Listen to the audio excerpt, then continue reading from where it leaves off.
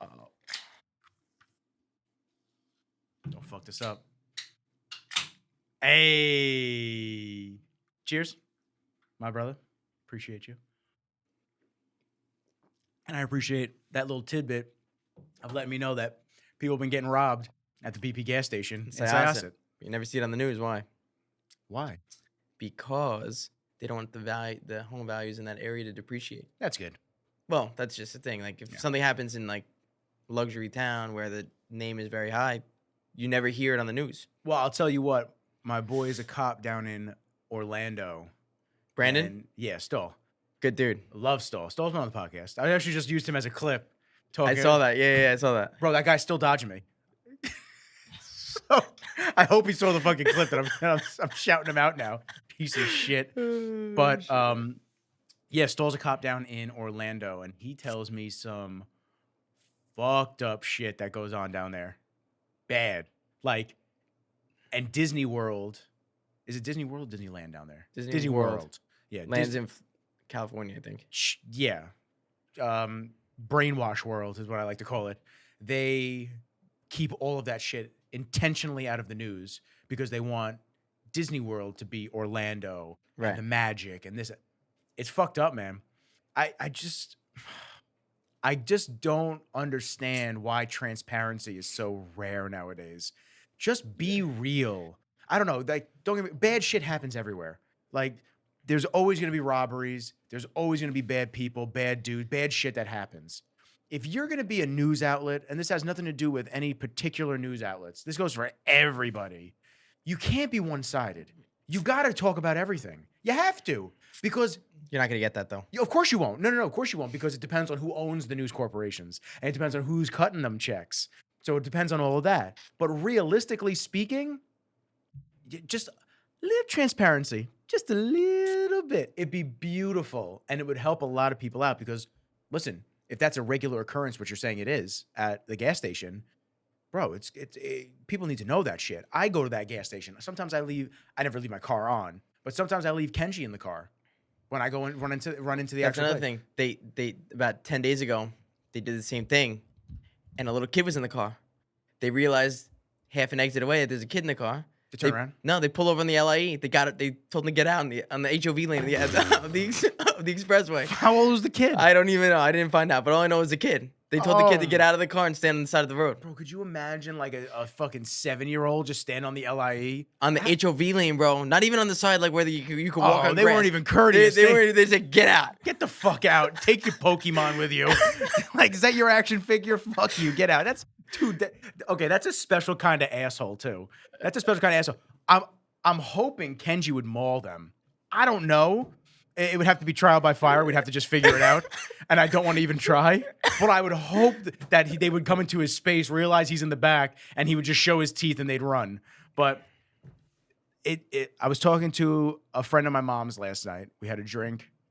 And, I told him, I was like, listen, man, I carry a knife on me everywhere I go. It's like, I carry.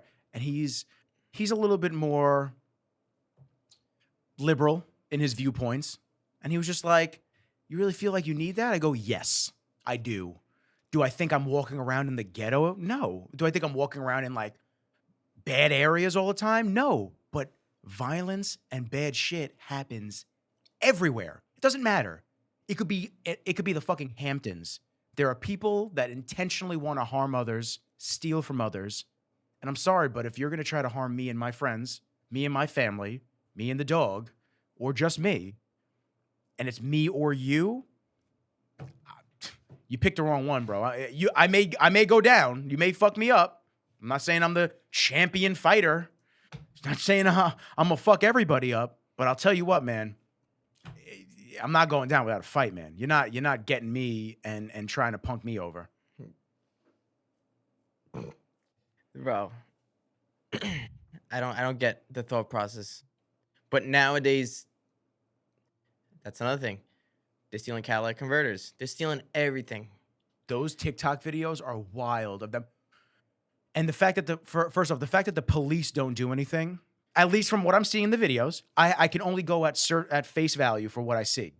So, whether there's an investigation afterwards and they catch the whatever it is, The fact that if I came back to my car and I saw somebody chopping a catalytic converter out of my car, you can almost guarantee I'm swinging. Uh, dude, Well, I have no option. I don't fucking care about the repercussions because you don't care about me and my property. So Right. at that point, we now have a problem. right. So what? Like I'm just supposed to the people that just stand there and record, like, okay, I get it. These people could have weapons on them. They could be serious, whatever it might be, because like you're saying, you don't understand the thought process. The reason you don't understand the thought process is because you're a normal fucking guy. Okay? You're a normal human being that works hard and grew up with values. And I'm not saying that people, whenever I say I'm not saying, I almost feel like I have to double back to avert the haters that'll be like, well. I'm not saying that people can't be rehabilitated, that people can't make mistakes, okay? But if you're running around robbing people at gunpoint for their cars, or you're stealing catalytic converters off cars with the intention of selling them aftermarket to make a couple $100, and well, fuck him, fuck that other guy that I just took that off of. That's a serious mental.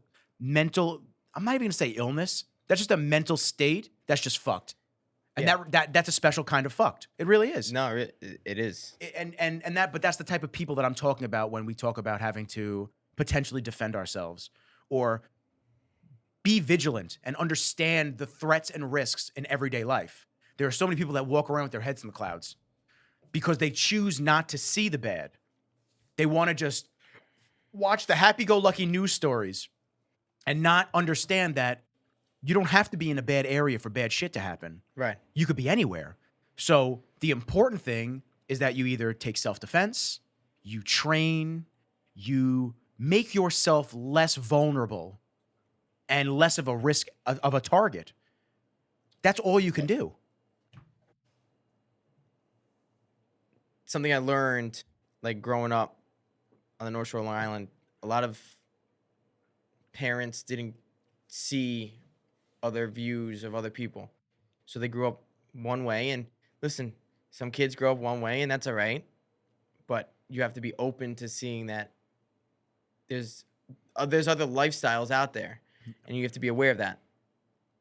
And a lot of people just don't want to be. Yeah, it's culture shock for a lot of people. A lot of people that grow up in a cultural bubble of, let's say, Plainview or Huntington or like Dix Hills. These people that grow up in these culture shock bubbles, and then the kids go to private school, and they don't, and it doesn't even matter about race. It doesn't matter about anything. Correct. There's bad people across all spectrums. It doesn't even matter.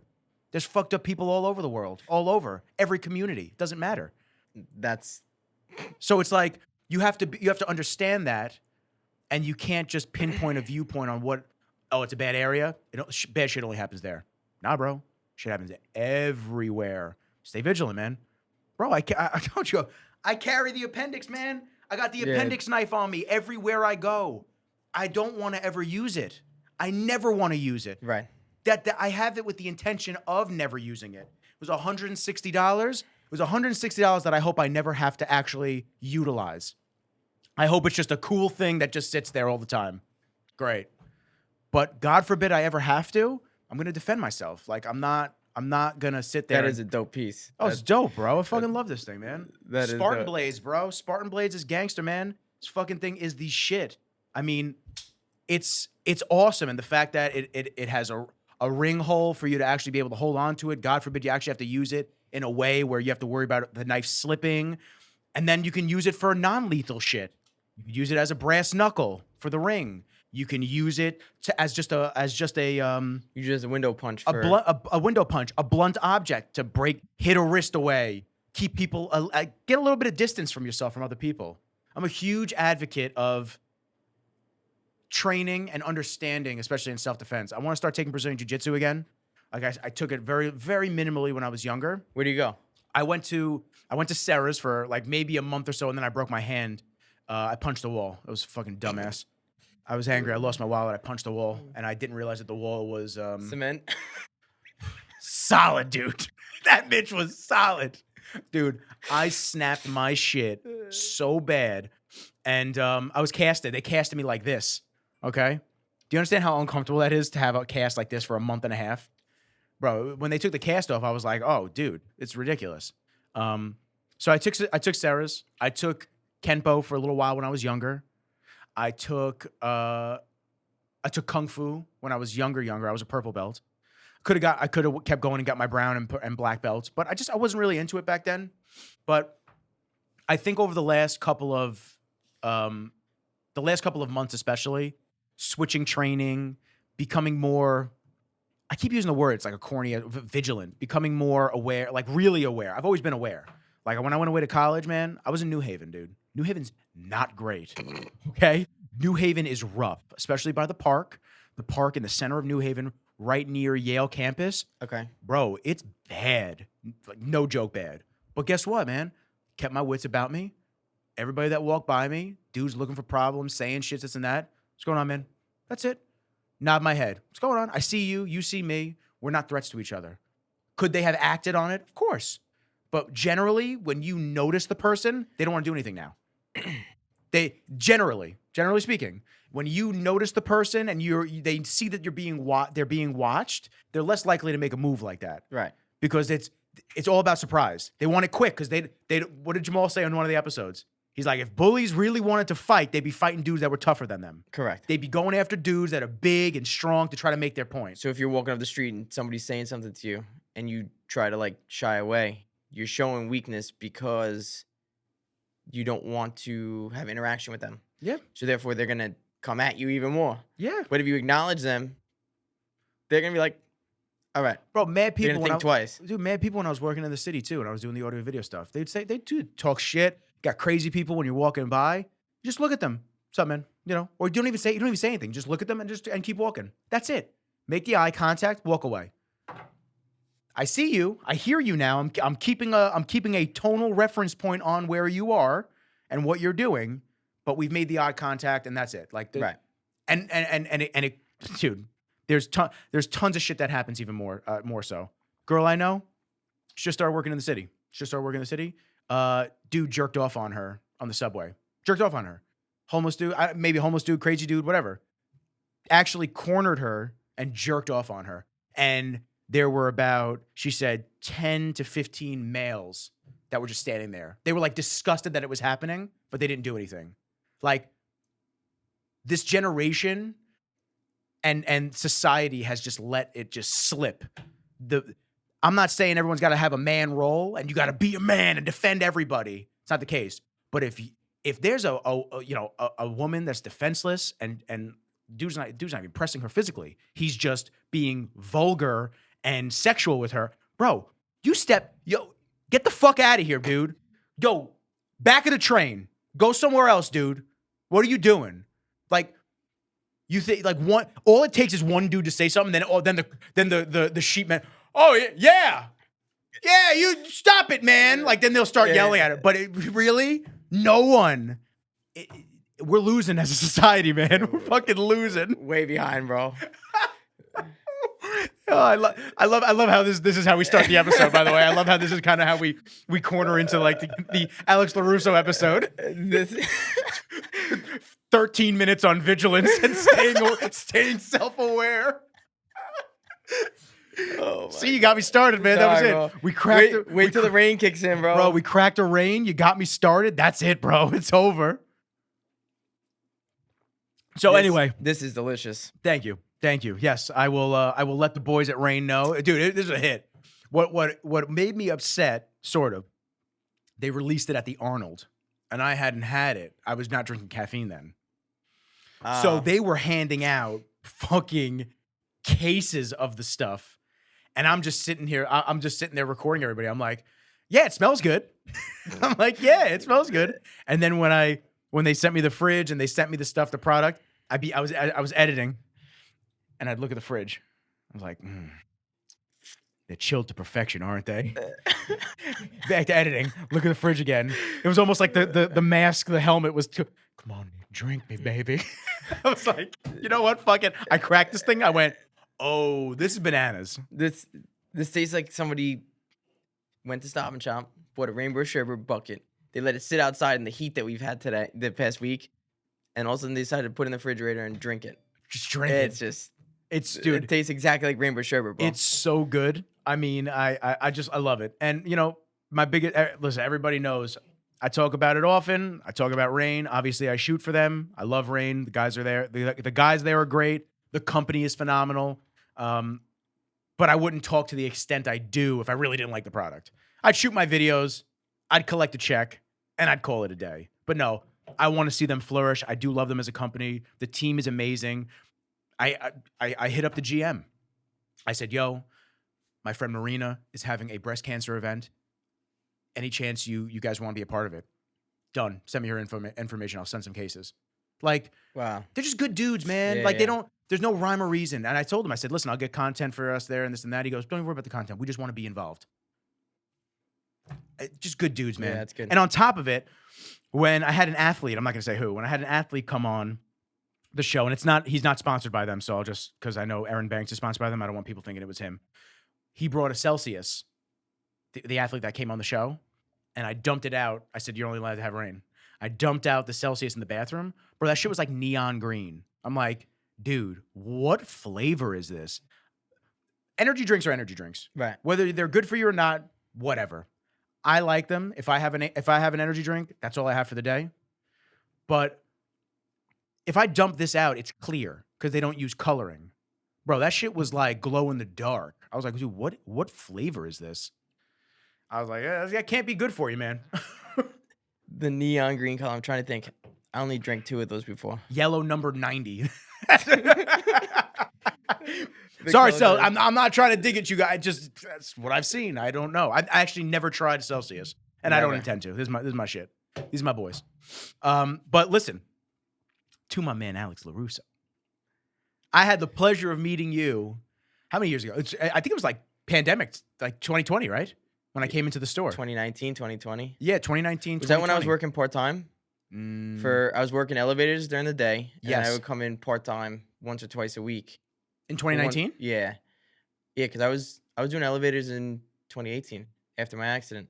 Yeah. That's right. And then Mike had me working part-time. Well, I wanted to work part. I love the store, bro. I just love the store.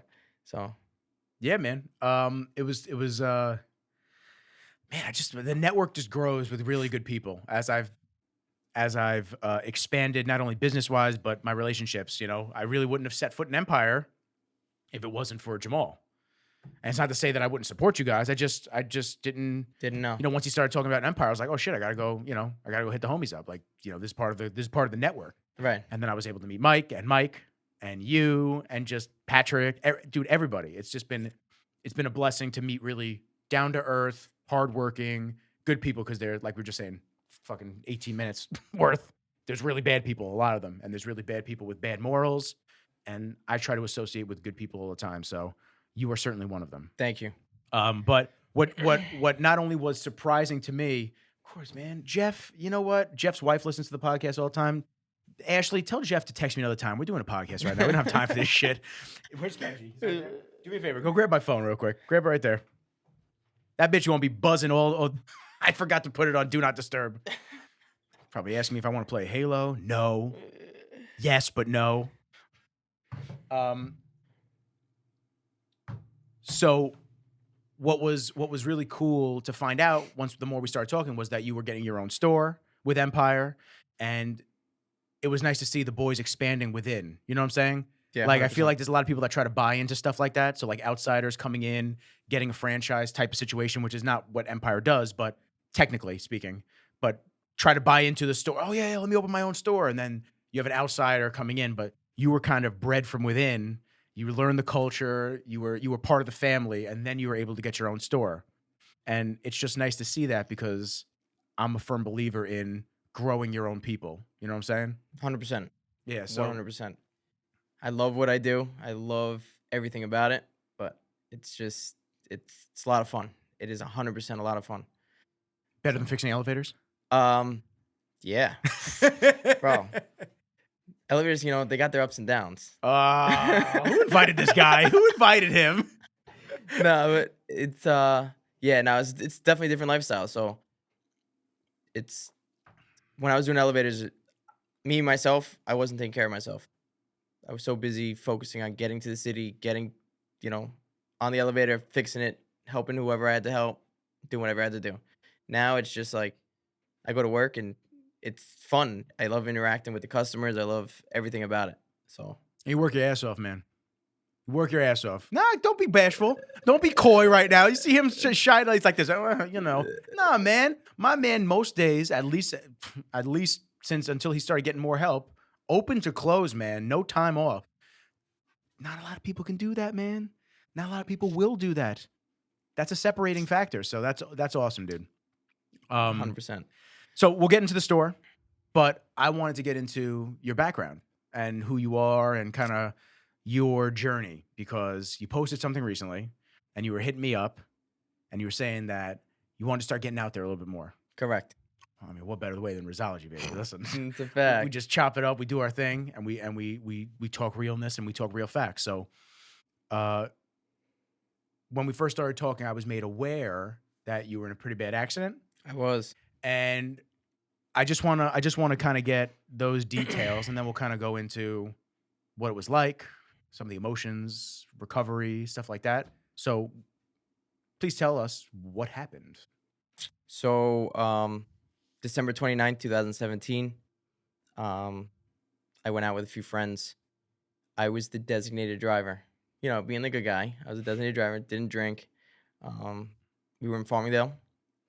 I was driving people home late, probably like 1:32.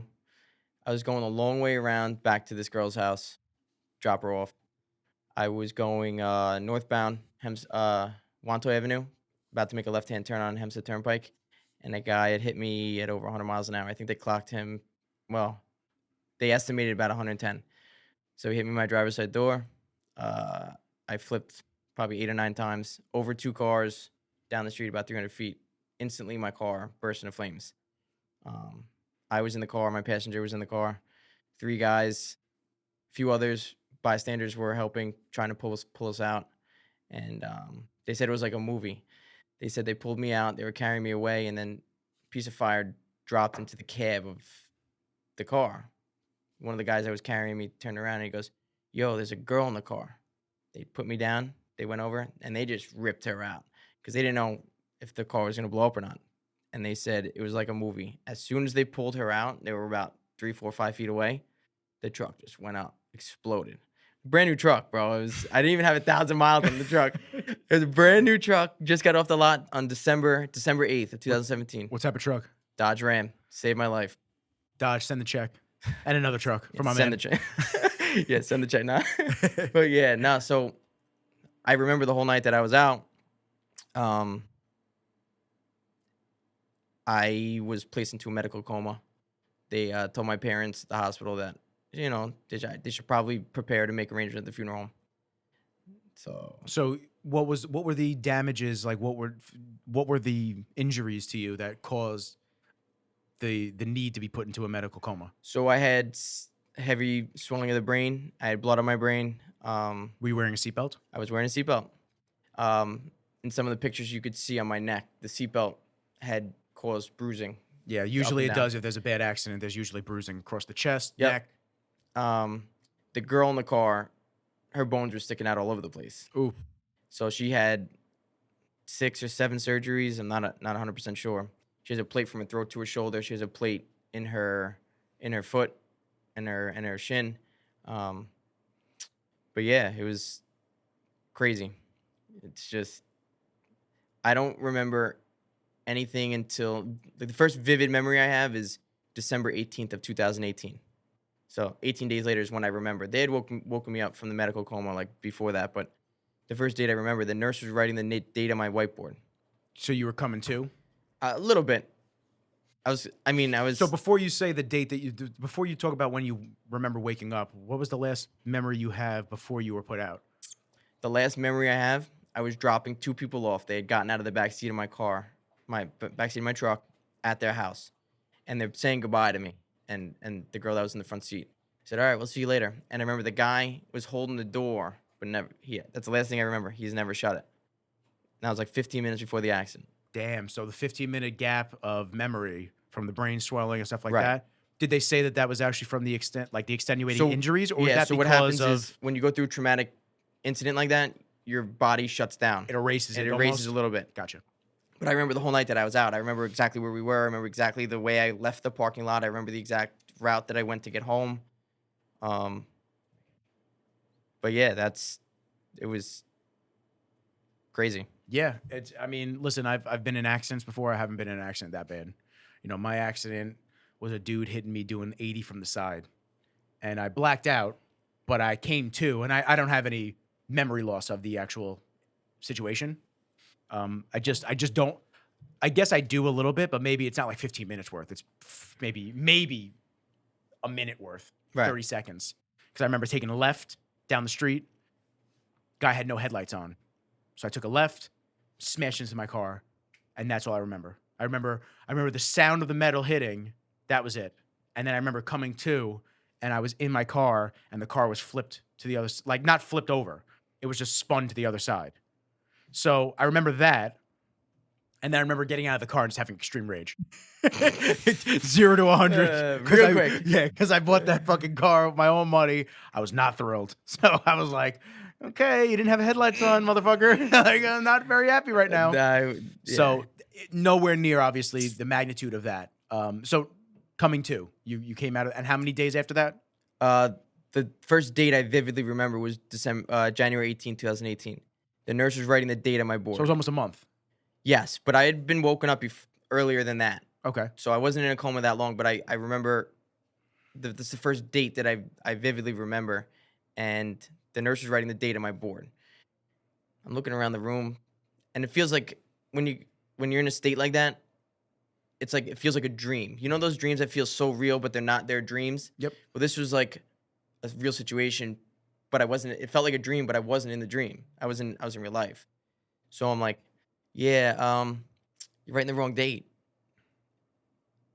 She capped the marker. I'll never forget it. She capped the marker. She turned. She goes, "No, sweetheart, you've been sleeping." I looked around the room. I don't know the guy that's next to me. This isn't my. You had tubes and everything still? Not at this point. They took the tubes out. 'cause Well, you were- I ripped them out myself. So I woke up from the coma. I was so aggressive. I ripped my IVs out. My catheter, pulled it out myself. Yeah, they had to put me in. How dare you be Bro. mean to that little dude down Bro. there, man? How dare you Bro, do that? they put me in restraints in the I'm hospital I'm sure, because man. I was so aggressive and I was doing things that I shouldn't have. I was Yeah. doing flips in the bed. That like, bro, what's wrong with this kid? Like, Hey, you disoriented, man. Correct. You didn't know where you were.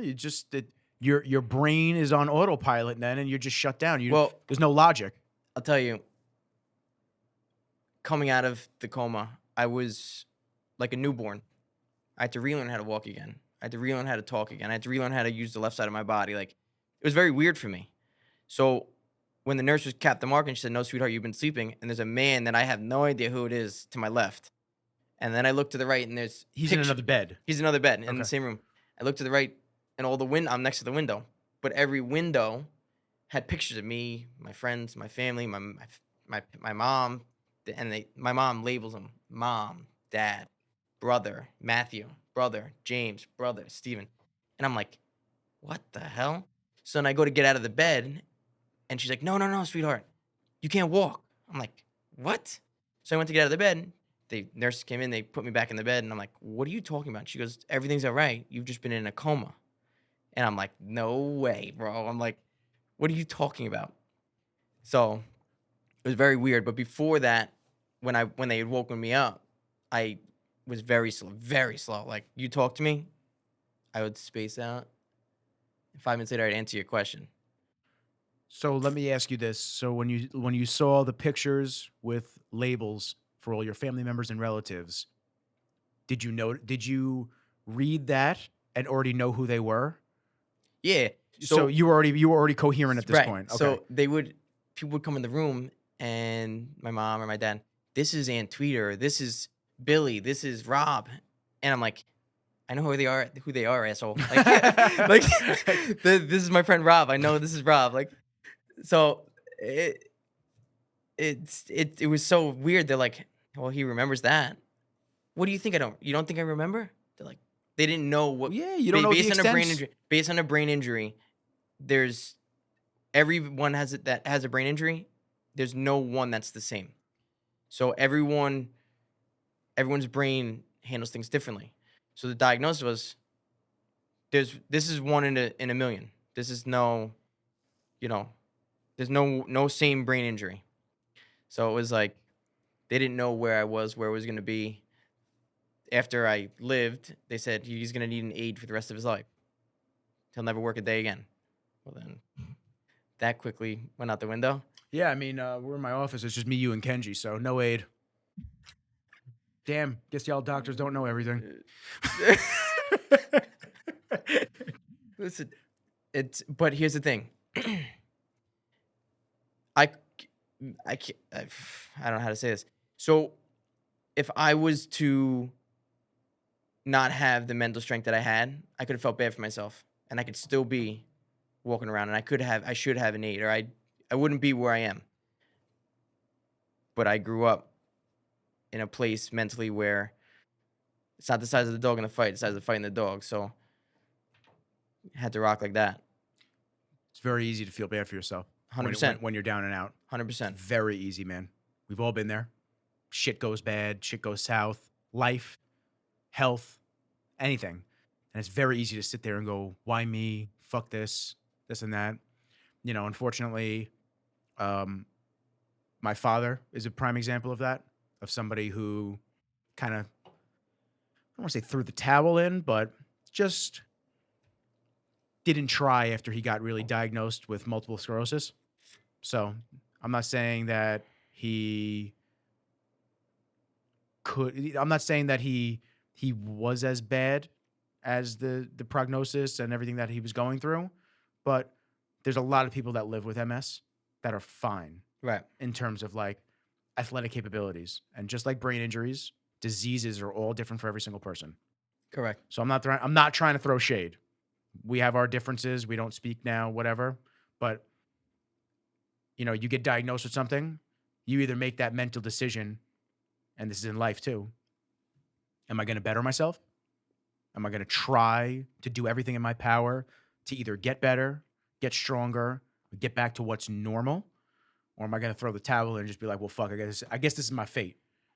And there's a lot of people that choose option B and they just stay the same, and then they digress and they get worse. Right. So I want to rewind though. I want to go back to you having to relearn motor skills. So the nurse told you couldn't walk. Yeah. So what was it like then trying to actually do things? Like you said, your left side of your body didn't function well. Is that because of the brain injury? Yeah. So I lost my athletic ability. My balance was off. I mean, when I would go up and down stairs, I would go up 1, jump 3, or I'd go down 3, jump 1, and then jump off the bottom. Like, that's just the way I went up and down stairs. So when they had me relearning how to walk and everything, I was with a PT specialist, and next thing you know, I'm trying to do what I normally do, and I fell into the wall. She's like, "You can't do that." I'm like, "I'm sorry, but this is the way I know." What was the feeling? Like, did it feel like your body just couldn't do it? Was it a mental block? Like, what were you going through when you were trying to do it? What was the actual physical feeling of trying to do that? It felt like something's missing. So, like, when I try to run, like, to this day, I'll try to run. I'm faster than the average, I can tell you that. But it feels like there's a step missing. So I Even still? yeah, to this day. Yeah, 100%. Okay. Tell your phone. Yeah. Tell myself what's up.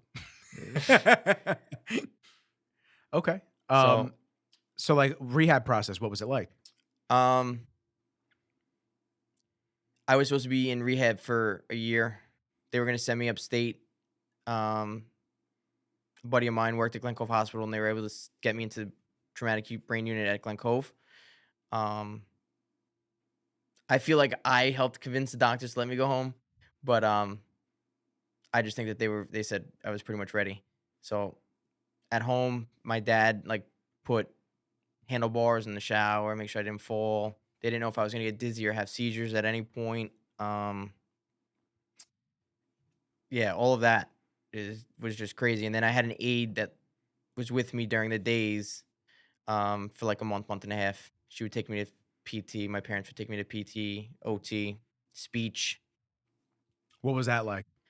Um, Trying to learn to read talk. Things that we take for granted on a daily basis. well, it's the processing point. So I'll look away for a second and I'm still with it, but I'm just not where I was. So I got to process. It takes me an extra second to process it a little bit more. You know, um, in the beginning, words that would come out of my mouth might not mean anything to the conversation. The speech thing, what they would do is they started out giving me 3 words. So it would be like dog, cat, banana. And we'd have conversations just like this. 15 minutes later, she'd be like, what are the 3 words I told you? And I have to retain those 3 words. And that's great. Then we would go 5 words. It's tough. And at the time, the girl that was in my car, she's relearning how to walk too because she had surgery, whatever. So we would sit in her house and we would sit in the basement and she would literally do the same exercises with me at her house. So I was just constantly working because mentally I just knew I had to get back. I just had to, I had a whole life in front of me. Like I couldn't sit still, if that makes any sense. Makes a lot of sense. How old are you again? 25 at the time of the accident. Yeah. And that's it's tough, man. Well, I'll tell you this. At the time, I was the manager of our store in Oceanside, which at the time was called Total Nutrition. I took the products we had, followed diet plans. I did everything to the T. I was phenomenal shape. I was with it. So the doctors were so confused when I got hit and my driver's side door flipped 8 times. I didn't tear a muscle, didn't break a bone. But the girl in my car was mangled. They're like, we don't understand this. How is this possible? My friends are laughing because when they woke me up from the coma, I was so aggressive. One, I didn't break a bone. I didn't tear a muscle. And I was taking people and doctors and nurses and kind of throwing them. And they had to restrain me, put me in handcuffs, not handcuffs, but restraints in the bed. It was like Thor when he was trying to get his hammer. Yeah. And then Thor won. They were like, how is this kid so strong? But at the time I was 160 pounds. I was benching 315 and I was there. Like I was strong. My friends were all laughing. It took them 6 people to hold me down at a time. So that's Kenji just getting comfortable. So my coach, it's funny that you bring that up. My coach I keep calling him my coach. He's my boy now. I don't I'm fucking retired. My boy, who I call the mad scientist, he was in a pretty bad motorcycle accident, probably 2015, about a year after I started working with him. Okay. And the car hit him. The tire went over his head, but he had a helmet on. The tire went over his head, and I think one of the other tires went over his back. No broken bones, no nothing. He was fucked up, dude. He was fucked up, like bruising and horrible. They were amazed that he didn't break a bone or anything like that. And then one of his other people, they did body scans and this and that. They said his muscle tissue is what saved him. Like, wow. Yeah, the muscle, but that's the same for you too. Like, right. The increased muscle mass, muscle tissue actually acted as a armor and shield. Like, listen, if you got hit a little bit different, would you maybe have broken something or had really internal injuries, stuff like that? Maybe. Right. Who knows? The angle could have just been the right one to make sure that you didn't break anything. But still, that's training, physical fitness, exactly what we talked about in the beginning. 100%. Like, just it all helps. Correct. To be stronger, less of a target, and physically fit, allowing your body to just be stronger. Right. It's not as uncommon as you would think, where people that have more muscle mass train, cardio health is superior to somebody else. And although it's a horrific accident and you still get fucked up, it's not as bad as it could have been. Should have been. Correct. would you not have been in that situation if you weren't training that way, Right. in great shape? You know, so it's not as I hear about shit like this all the time, and every time I'm just like, this is why we train. Right. Like, it's not 100%. just to look good; it's overall optimal health. Correct. So, Everyday living, it's just, yeah, man. I think one of the biggest things that like irk me a little bit. I don't get annoyed easy. So like things that irk me that people will say, I'm so sorry that happened to you. And it bothers me because why are you sorry? It happened. Can't do anything about it. It's mentality to get you, your own mentality to get you out of that situation. I shouldn't be here, but I am. I'm thankful for it, by the way. Thank you. Thankful Thank you. for it. It's my man. I love him.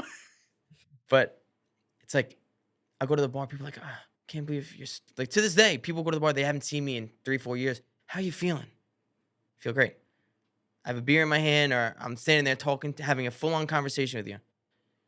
Man, I can't believe that happened to you. I'm so sorry. Like, you don't deserve that. Okay, well, I'm here now. It happened. So why are we dwelling on it? We're good. I'm blessed to be here. Like, the guy that hit me, no insurance. I got nothing out of the accident. People are like, man, you should have gotten mad money. No, I got my life. That's invaluable. You can't put a price on your life. So the fact that I'm able to go places, have conversation, be myself, you can't put a value on that.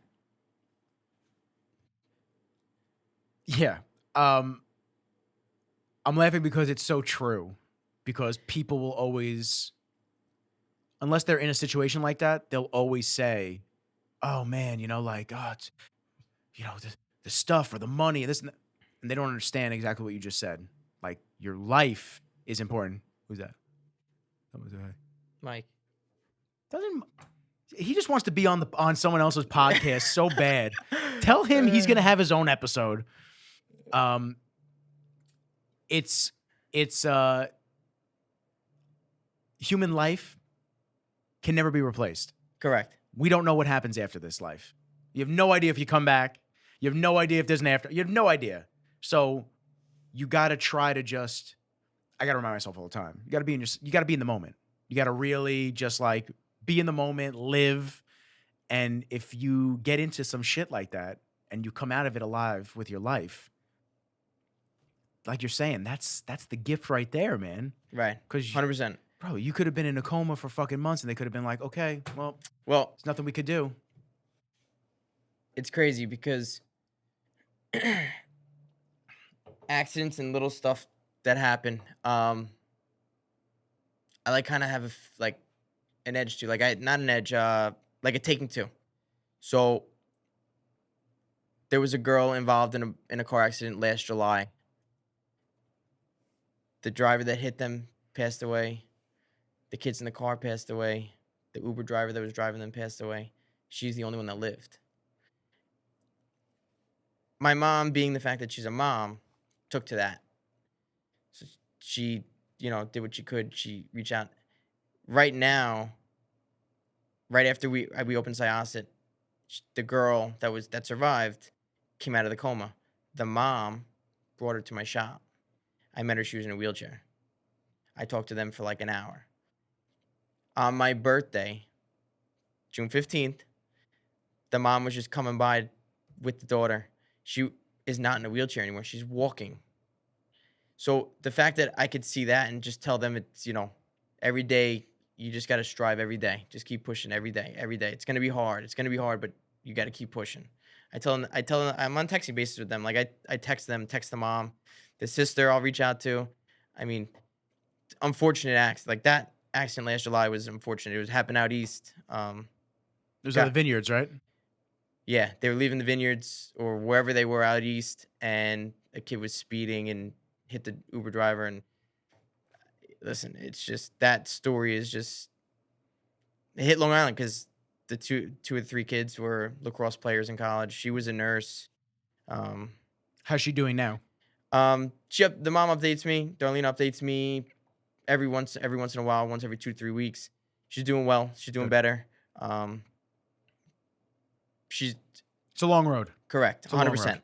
So just without saying, without saying, it's a long road, Correct. and it takes time. And like you're saying, But the fact that they're able to come in the store and see me where I was in a similar situation as their daughter gives them hope. So being able to give them hope, give them light. They can see me, they see what I'm doing. They want to be a part of I want to be a part of their journey cuz by no means is it's always going to be uphill. Like to this day I still battle uphill battles. People don't know because I don't express that, but there's every day is an uphill battle. So it was crazy. Like in the beginning when I was in my accident and I was making the recovery, I made a very fast recovery, being able to walk because I was athletic. I took care of myself, so I made that fast everyday activity come back for the most part. I wasn't as quick minded, in conversation, but I was able to. I saw that. Mhm. Um, I wasn't quick minded like in conversation. You couldn't tell if you weren't around me all the time, but I was getting there. My buddy just became a partner in an elevator company, and I was looking to work. I was working, at Empire part time. I was looking to get into the union. He goes, "You ready to work?" So yeah, what the hell? I'll work. So I started working for him, and those days start in the city at 7 a.m. and I'm driving now. So the doctors told me I need like 8 to 10 hours of sleep a night, this and that. Get away from your phones. Your brain needs to rest. I'm allowed to work part time. Well, now I just jumped into a business where physically strenuous, mentally stressful. I mean, you're on an elevator. It's moving parts all the time. Electric, high voltage. You're dealing with a whole building's worth of electric. I mean, and you're up high. and you're up high. So High. I just relearned how to walk. My balance issues are all jacked up. Like now I'm doing elevators. Trial by fire. My buddy, my best friend in the world, he literally watched me for a little while, and he just made sure that I was working.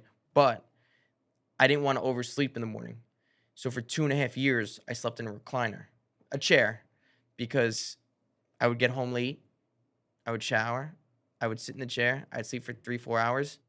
When my alarm went off, I sprung up, got dressed, went right back to work. And it was like, I shouldn't have been doing that.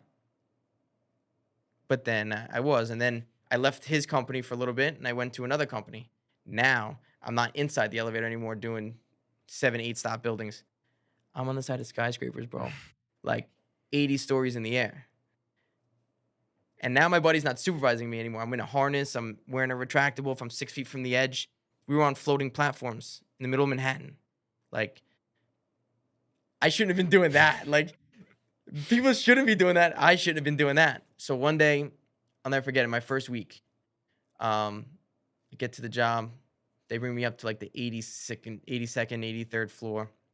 They bring me out on the platform. First time. I'm like, yo, this is high. We're overlooking the Brooklyn Bridge. We could see the tops of buildings all over the place. All of a sudden, I hear a helicopter.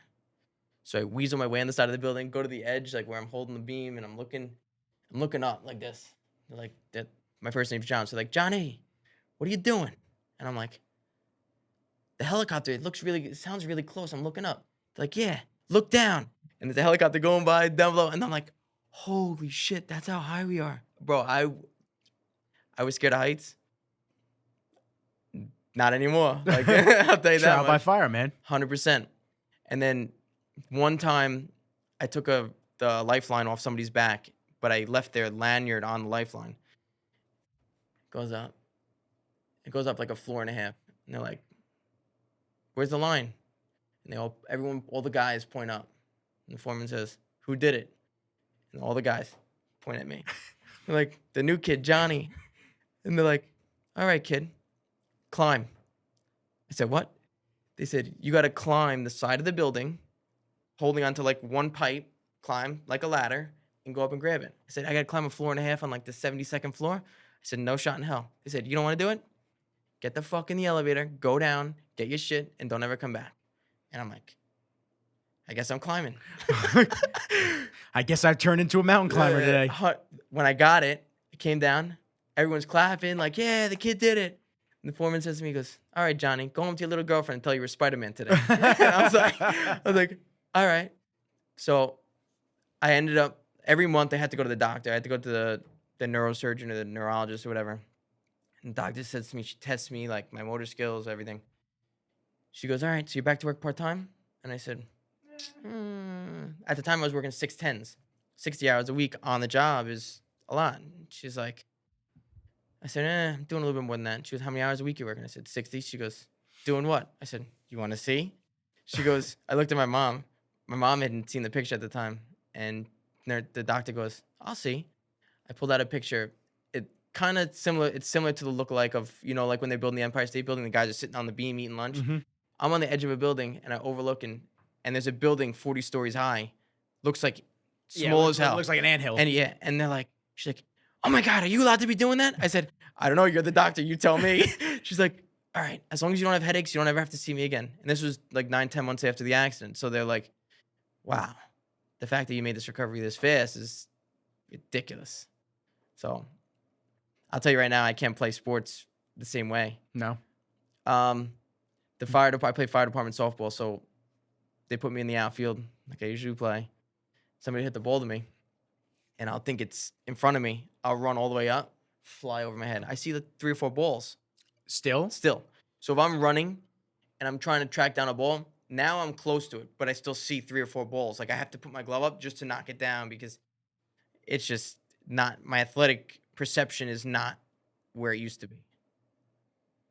It's tough, man. I keep saying that, but it's tough. Like there's a lot of obstacles. 100%. And new things that you have to live with, try to cope with, and then overcome. 100%. My boy Flo. I don't know if you ever seen.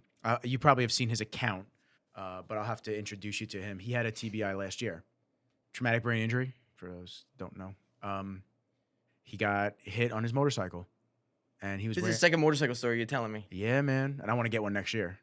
Like I really want one bad. So last year he got hit by a car, wearing all top of the line gear. He was in a coma for a little while. Like it was scary, man. It's I want him to come on and talk about it. He's waiting because there's insurance stuff that's involved and this and that. But he had to relearn a lot of things. I don't think he was out as long as you were, but he had to relearn a lot of things and deal with a lot of things. I mean, he from the injury, he was starting to grow extra bones in his arm. Like I don't know what the proper terminology is, but the traumatic injury to the bone and to certain areas of his arm caused his body to start sparking extra bone growth, like spurts and stuff like that. Like he was getting, he couldn't move his arms certain ways and this and that. And listen, man, you could tell, like he's an amazing human being. I love Flo so much. Super sweet dude. Again, somebody else who didn't deserve it, but you got to play the cards that you're kind of dealt, unfortunately. But you can tell, like you speak to him sometimes, still a little bit, takes him a little bit sometimes to kind of answer you. I would love to do something with you guys with the TBI Foundation. I think something like, and I don't want, like, this is like me putting you on the spot. I don't mean to do that, but like, I think something where Empire, me, him, like we all come together and we raise some money, man. Like my friend Sam, she posted something about TBIs. She's a speech language pathologist. You need to go to language? Oh my God. It's that shit, man. Who the fuck named that career? So she does that, and she posted something about TBIs recently, and Flo connected with it, and he was talking to her. It's a very common but uncommon thing, obviously, and I think that there needs to be more awareness on it because, like you said, there's no brain injury that's the same for anybody. Correct. It's different for everybody. That's scary because in your situation, you try to look at other cases and go, well, he recovered in X amount of days, or he did this, or he wasn't walking and now he can walk. And then 2 years go by and you're like, why can't I still walk? Like, right. Everyone's at different levels and progress and this and Your that. Your brain's affected differently. Everyone's brains are affected differently. And that young girl is going through the same shit. Same, but different. So Correct. I think something where we all come together and we bring awareness to that, besides this podcast, which is huge. I think something where we all come together and we do something for a foundation or raising money or raising awareness or helping people that are going through something like that. I think that's huge. That's important. Um, I've learned over the years to be more mindful of people that go through shit. Everybody goes through shit. Correct. We all go through shit. Somebody's shit may start at a young age, somebody's shit may start at an older age, but we all go through it. And I think the important thing is having compassion and understanding for people and trying to help where you can. Correct. And I think awareness and conversations like this, I think that's imperative into opening eyes and making people understand that, yeah, it sucks and it's okay. You feel like you're alone, but you're not. This happens to a lot of people. And if you have like a support circle or people around you that have been through the shit and can help you and be like, listen, you're going to get through it. It's going to be okay. Right. It may not be a day. It may not be a week. It may be years. But eventually, the clouds will part a little bit and things will be better. Correct. But you just got to keep, like you said, if you didn't have that fighter mentality to keep pushing and going, your recovery may not have happened so quickly. You may have been 2 years, 3 years. Correct. Who knows? So it's tough, man. The moral of the story is it's so hard, and you just got to help. You just have to have a circle that's willing to help, and you 100%. definitely did. Oh, the huge circle that helped. I mean, from my close friends that I can count on one hand to my community, the town of Oyster Bay alone was just blew me away, but it blew my mom away. At the time, I mean, I was just a kid. Like I didn't have like a job with benefits. I didn't go to school, so my mom didn't know where I was going in life. Neither did I. But my mom didn't know where I was going in life. So when the accident happened, and she was notified 7 hours after the accident by a friend of mine, because they didn't know in the hospital. They didn't know who I was. A friend of mine came to the house to tell her that I was in a coma. My mom showed up at the hospital. There was already 8, 9 people around my bed. She's like, how is it that they're here first and I'm the mother? And I didn't know that. And then over time, the amount of people that were coming to the hospital, they literally shut down the ICU waiting room. And they had to tell people to stop coming. And my mom was so in shock, like, wow. From teammates to colleagues to Mike came. Mike knew me as an employee. We weren't as close as we are now. Mike didn't have to come. And then you had the whole town of Oyster Bay, fire departments. I mean, just everybody. And then they started to GoFundMe for me, and the diagnosis was they didn't know where I was going to be work-wise, what I was going to be able to do. And the amount of people that came forward for me, local businesses, the raising money, like it was just Beautiful thing. I'm going to say something a little sick, but it's not really sick. When you're a kid, right, and you witness a funeral for a classmate at a young age, and you see the line of people down the street, once in a blue moon, it'll cross your mind, would this happen to me? Mm-hmm. Would I get the same thing? I'll tell you, this is the closest thing to a funeral or wake, where you wake up and you're like, holy shit. The amount of people that literally cared while you, like, helped you financially, physically, mentally while you were down. Dude, it's so crazy. My mom was like, you know,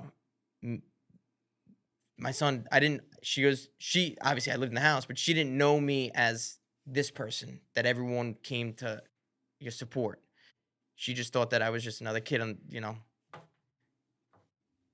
just doing his thing. Like, she couldn't believe the amount of support that we got, from, you know, all the way to her schools, the school districts. I mean, everybody was supporting me, and it was just, it blew her away, blew me away, blew my parents, the whole family. It blew everybody away. Like, it was just I'm speechless at it. Like, I can't thank people enough. And I'm always trying to give back. I'm always trying to help people, give back to them. And I, there's so many people that gave to me that I don't even know.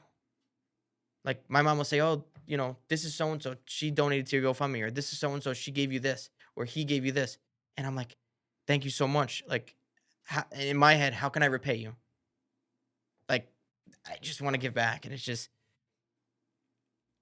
want to get to that point where I can just go around and just help people. Real ones, man. Real ones. They don't even have to be your friends. Correct. That's just real people. Real. Good moral values. Just want to help somebody when they're going through the shit, man.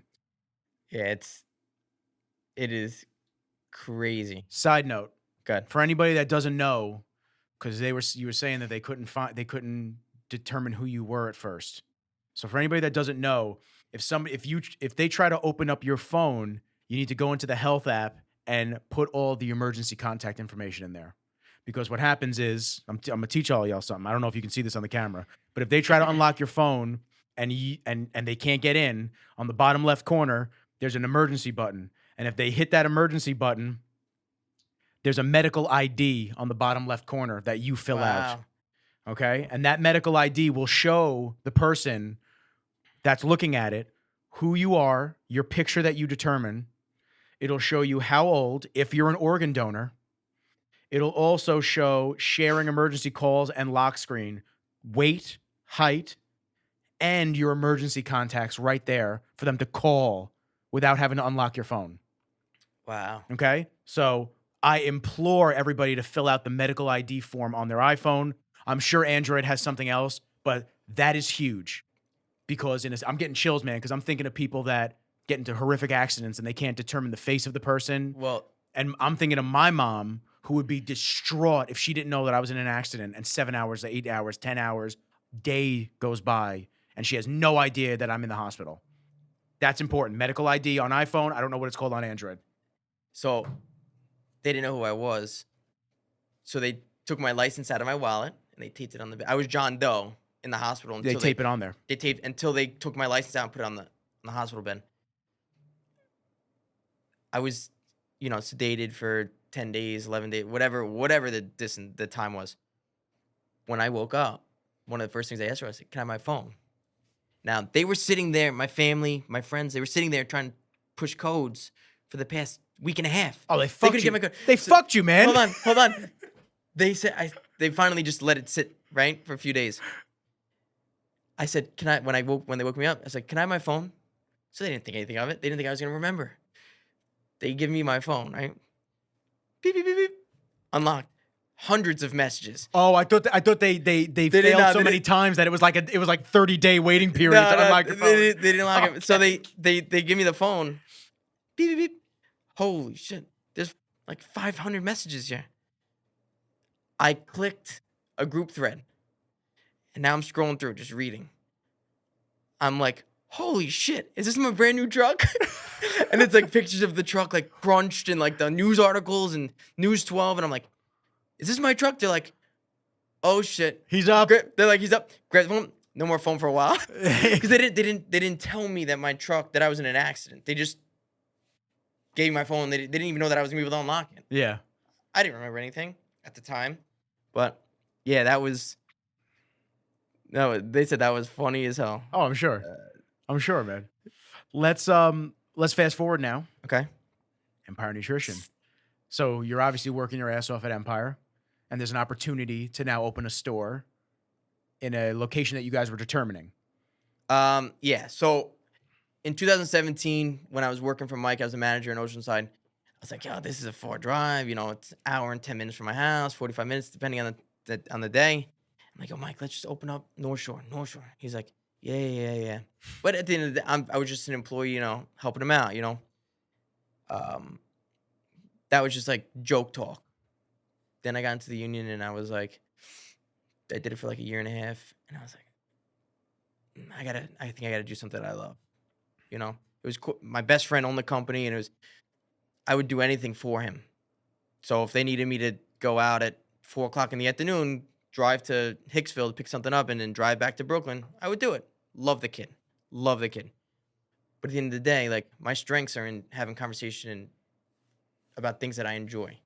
So I would go to the point where at 3:30 I would leave work in the city and I would go back to either Belmore or Garden City and I'd sit there and I would just talk. I'm like, "Hey, let me just open a shop." And I would just little by little annoy them during the day. And then finally I was like, all right, let's open a shop. Like, seriously. Let's actually do this. Let's actually meet and we'll talk about it. So we did, we met, and then he's like, all right, well, I'll give you the information. You start filling out the paperwork and we'll get going.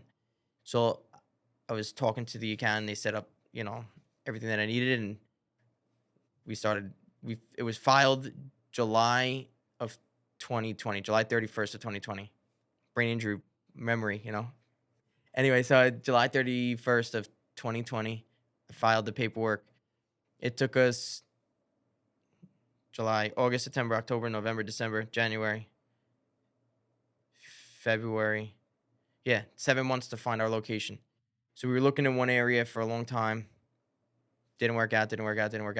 We switched the area, and then we found the spot, and we were like, all right, give it a go. And It took a while to get it 13 up months. and running. Yeah, 13 months. My man was stressed. I'd see him every day. I'm like, how's the shop coming? He's like, don't fucking talk to me about it. I was like, all right, I'll take that shake over there. I'll take the cake shake. I won't ask you about I'll it. make the cake shake for you. Yeah. Fuck these motherfucking contractors. Nah, they were good. It was just, in the middle, I'll tell you right now, in the middle of the pandemic, it was the most difficult thing. For me to leave a steady union job, benefits for, 401k, annuities, a steady paycheck every week, to leave to go gamble on myself. Betting literally, on yourself. But during COVID, when everything was shut down, who knew what was happening in this country? Nobody knew. But I took a leap of faith at probably the worst time. Inflation, prices were going up. Prices of wood was double, triple, quadrupling in price. Like, things were just left and right. People couldn't work because they had COVID. People couldn't do this. People couldn't do that. So everything was delayed. So it was like getting inspections done. The office couldn't do it because they needed certain things done, or they showed up and you didn't have a mask on, and then you had to go run around the fucking shopping center, go find a mask because that person wasn't allowed in your unit unless you had a mask. I mean, everything was crazy.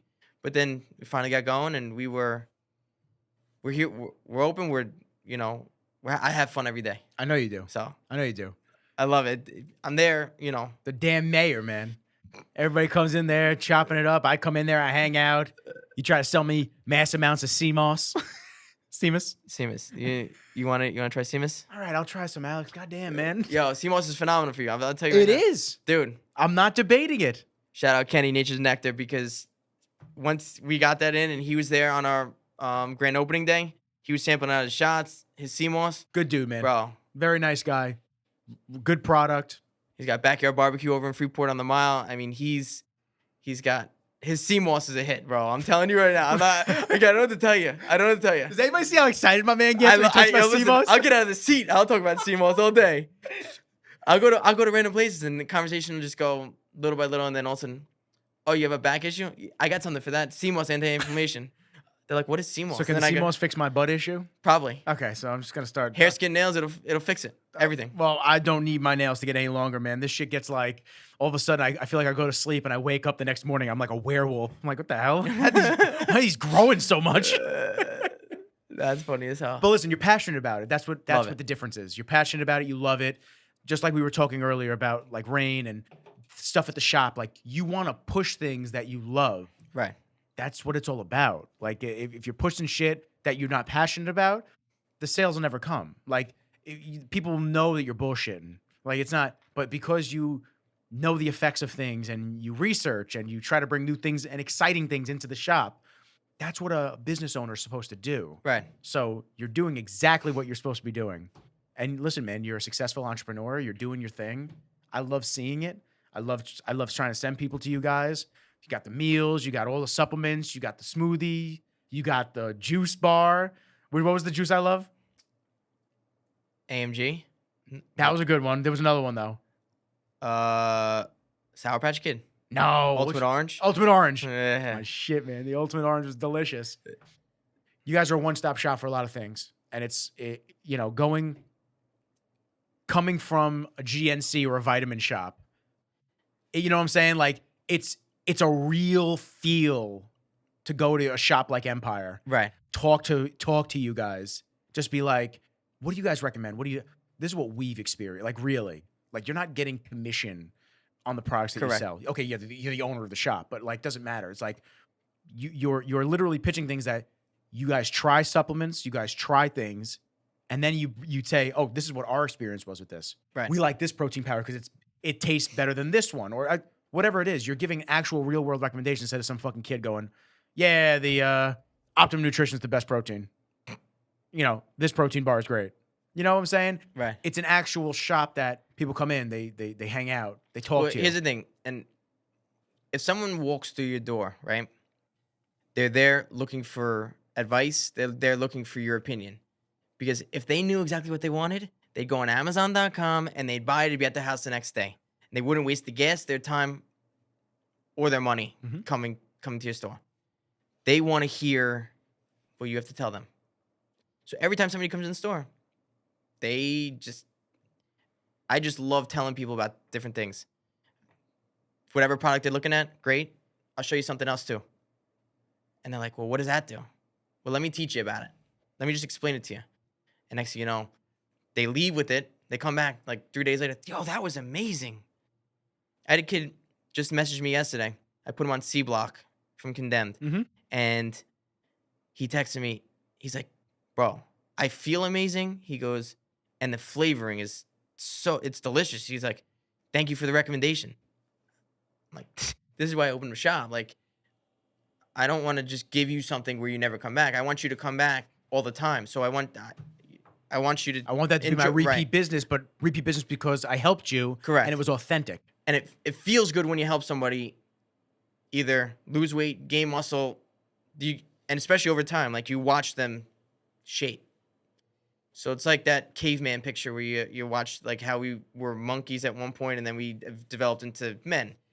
It's the same thing. Like people walk into your shop on a Monday. Well, 3 Mondays from now, they look different. They look, leaner, or they look less heavy, or they look, their shirts fit different, or they're, just the way that it just makes you feel good because you know what you're doing for them is working. And that, hands down, you can't beat it because you know what? Their energy changes when they feel good. They come in, they're happy. They love being in your shop now. It becomes like now they're there every day. Or instead of once every 2 weeks, they're there once a week. And it just feels good. They just love, they pick things up off the shelf. They're like, oh, what does this do? Great, I'll try it. Because why? Because the first time you got them to do something, it worked. So they're going to take your recommendation. It's a good feeling helping people. And that's kind of what the theme of this episode is, just lending a helping hand. 100%. It's just, it's about helping your fellow person, human, I think people are, with the wave of social media and the wave of like influencers and stuff like that, just people just always pushing shit to you. I feel like everyone and ads and everyone's just getting sold all the time. Right. And I feel like most people look at somebody that owns a business like me or you, and they think, without getting to know us, they think we look at them as dollar signs. How can I sell this person? How can I do that? But we're authentic. Right. It's not. My personal goal when I do videos, when I do podcasts, because obviously the podcasts are on me. Like this isn't, people don't pay for this. Right. So it's like, when I do this, it's like, how can I help your business? How can I help you? How can I help you get your story out? And that's the same way my podcast as it is with my video stuff. When people come to me for a video, I go to them, I go, what's the point of the video? What emotion are we trying to invoke? What is the end goal? Because if it's just to make a video, I'm the wrong guy. Like we have to have a real reason and something that's going to be, you want to raise awareness for TBIs. You want to bring business into your shop.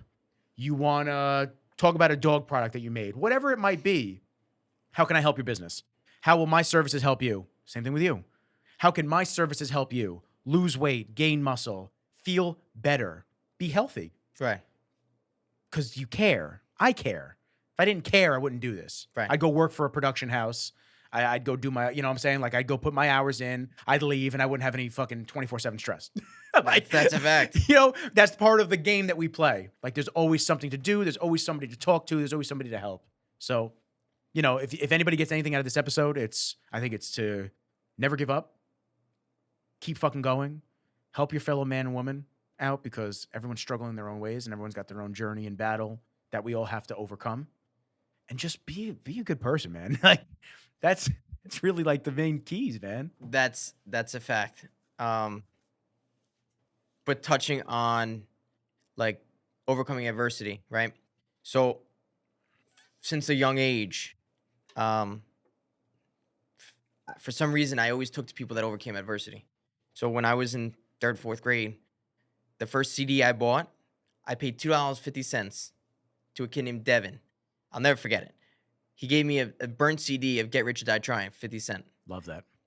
But here's the thing. Why did I take to 50 Cent so much? Well, he went through adversity. I didn't realize that this was going on in my head, but I took people that went through adversity. When I got to high school, I thought about Eric Thomas, E.T. the Preacher. Mm-hmm. He went through adversity. He lived on the streets. He ate garbage. Were his meals because he had nothing. But in 2009, 10, I learned about a guy named Inky Johnson. Inky Johnson came from nothing to a top 10 draft pick out of the University of Tennessee. Inky Johnson was playing Air Force. All he had to do was play 10 games. He was drafted multimillionaire, set for life. He was playing Air Force second or third game of the season, his senior year. He dropped back to make a routine play with 1:30 left in the game. He hit the dude on the sideline, and he went out cold. He ruptured the clavien artery in his chest. The doctors on the field said this man doesn't have a pulse. He's dead. He's conscious, but this guy's going to die. They didn't know that he ruptured the clavien artery. They just didn't know he just didn't have a pulse. They brought him to the hospital. They put him in emergency surgery when they figured it out. Saved his life. For every day, for the rest of his life, he has a paralyzed right arm and hand. He will his part of his testimony is that he tells people, I will use this. The doctor told him that you'll never be able to play football again, never be able to do anything. Your arm, you'll never be able to use. And he told the doctor, he goes, every day for the rest of my life, I will use my arm and this hand every day for the rest of my life. And he's probably the #1 motivational speaker in the world right now. He is, hands down, probably one of the main reasons why I am where I am. And another guy from Long Island, he's a cop, Suffolk County Police, Matthias Ferrara. His story is phenomenal. I don't know if you know him ever. So he was a Marine in Iraq. He jumped off a building, the top of a building, don't know how high it was, to go pick up gear, bring it back up to his guys on the roof. He landed an IED. He blew off both his legs. His recovery and who he is today, I follow him since he became a cop. Like, his story is phenomenal. That's right. You mentioned him to me in the shop. Yep. He is the first double amputee police officer in the country. Like, you're going to tell me that these guys can do that? I use them as motivation to get where I am today. Because if they can do that, I can do this. So that's like a mental thing that I was able to break through. And it's like an underdog. My whole life I've been an underdog. Undersized, not good enough, or I've always played the underdog role because I was the underdog. I played minor league football, smallest guy on the field. We won back-to-back championships. I mean, I played my role. And now I played that same role in my life. Like, I fought for my life. I fought for where I am from the underdog side. So a lot of people look at me, they're like, oh, yeah, well, you were put in a good situation. I was not put in a good situation. I wasn't given an inheritance with a lot of money. My parents are both alive. Like, yeah, people raised money for me, but all that went to doctors' appointments. I had to pay my aide to drive me. You think I bought a new McLaren with that money? Like, yeah, I don't know. So it's so crazy, dude. Well, I'm glad that I met you, and I'm glad that you're good. I would have definitely donated to you. I'm very happy, man. Thanks, my man. You're the shit. I love you. Plug yourself, plug the store. Where can people talk to you if they want to reach out? You know, just give them your Instagram handle. Obviously, Empire Nutrition Syosset. Yeah, we all follow the main page. So if you follow Empire Syosset, follow the main page, Empire Nutrition LI. That's where all of our content comes out. Syosset is just open so that we can communicate with our immediate customers from the area. So everything that we post Empire Nutrition wise is through the Empire Nutrition LI page. Cool. And then what's yours? My name is _Alex LoRusso, LoRusso. Dude, I appreciate you coming by, drinking my reins with me, Phenomenal. chopping it up, hanging out with Kenji. You got an amazing story, and I'm sure that people listening are gonna not only be inspired, but, you know, just have some more understanding for some of the shit that can just happen in the blink of an eye. 100%. And it's a scary thing, but spearheading it and taking it, literally grabbing the bull by the horns, literally, and just shaping the life to where you have to be and getting out of a shitty situation Right. is huge. And I think, I know that your story is motivational in all in its own. And I'm going to look up Inky Johnson. I want to check that out. Inky Johnson, Matthias Ferrara. Dude, Matthias, you said you know him? we talk on social media every once in a while. So Ask him if he wants to come on, man. I would ask him. love to have him on. I love having unique stories like that. I want to raise awareness, have amazing people on. You know, I have people constantly tell me, they're like, yo, I really want to come on the podcast. People will message me. I'm like, okay, come on. Oh, well, I'm not famous. I don't give a fuck. I don't care. I don't need famous people. Right. I'm not out here clout chasing. I'm not here trying to like get a huge, that's why, dude, I haven't asked Bronson. I haven't asked Kai Grant. Like, I don't ask these people. Like, if they mention it to me, like, oh, the podcast, this and that, I'm like, yeah, if you ever want to come on, you're more than welcome. Right. I am not in this to try to just chase people that are famous and ride the coattails and have them post me and nah, man. I'm here to bring awareness to regular people because regular people have some of the craziest stories. They really do, man. That's why they call me Johnny Stories, because I got a I got a story for you name it. I'll sit, bro. I can sit here all day and talk to you about stories. I told Tyler that you said that to me, and he goes, "Yo, that was great, man." I was like, "Yo, how long until the episode do you think he's gonna drop the Johnny Stories?" But yeah, man, I just want to have really good people on. Point. This guy. I want to have really good people on. Just talk, man. That's what this is about. Just raising awareness, talking, opening some eyes, and just chopping it up, dude. So you definitely did that with me today. This is episode 33. Alex LoRusso. I don't know what I'm going to call the episode, though. We were trying to figure that out earlier. I might just call it Johnny Stories. But yo, seriously, I know how busy you are. I appreciate you taking the time to come out on the podcast. Anybody, you guys have the plug. You know where you can find him. Hit the dude up. Got questions, go into Empire, support the local business. Let's get it going, man. Fuck GNC, fuck Vitamin Shop. We ain't out here doing that. We supporting business. We supporting small business. That's what we do on this podcast. So, once again, bro. 100%, bro. Love you, bro. Appreciate you. Appreciate you. Everybody listening, peace.